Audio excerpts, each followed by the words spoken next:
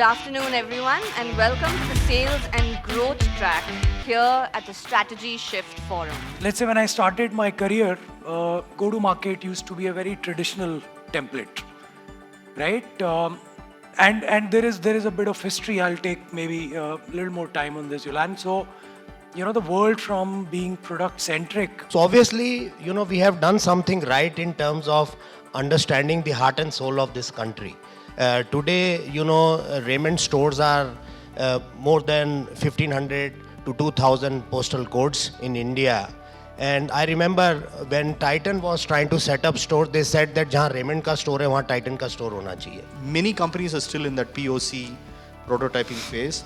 And I think it's a little unfair to expect, sort of tangible ROI from those kinds of, experiments. You'll have to really scale it. You'll have to deploy it across the enterprise for you to start measuring. But at the same time, I think, it is also because of the lack of, good data being available, right? And the problem with that is that, this getting the data right is a very unsexy work, right? You need to have a proper workflow saying that how these data points will sync with each other. And based on that strategy, you see which systems will help me capture those data points and between which systems the integration needs to be so that the data points are in sync. Otherwise, what will happen is your CRM will have one set of data, your SAP will have another set of data, and when you try to train your AI on top of these systems, you will not get any intelligent information.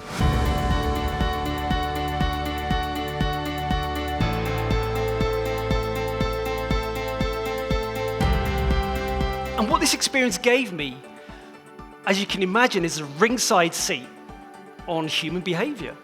How we think and feel and act, particularly in times of stress and overwhelm and pressure, and how we make decisions.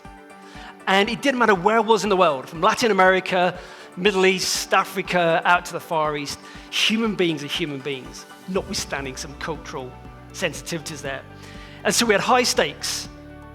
Egos, the gentleman up here earlier spoke about egos getting in the way sometimes, competing demands, silo thinking. So kidnap negotiation is not too dissimilar to everyday corporate life, perhaps. I'll just leave that one there for a second. And so this experience, I ended up putting it together and transferring all the relevant skills into a book, which actually did better than I or the publishers thought, which then ended up in me going around the world. And again, one of the key things I learned, and just to set the scene here, is, would it surprise you to hear the kidnappers were easy to deal with? They were the easy ones. They're just businessmen looking to get a good deal. Who do you think were the challenging ones? The families and the corporate, the company. We actually called it the crisis within the crisis.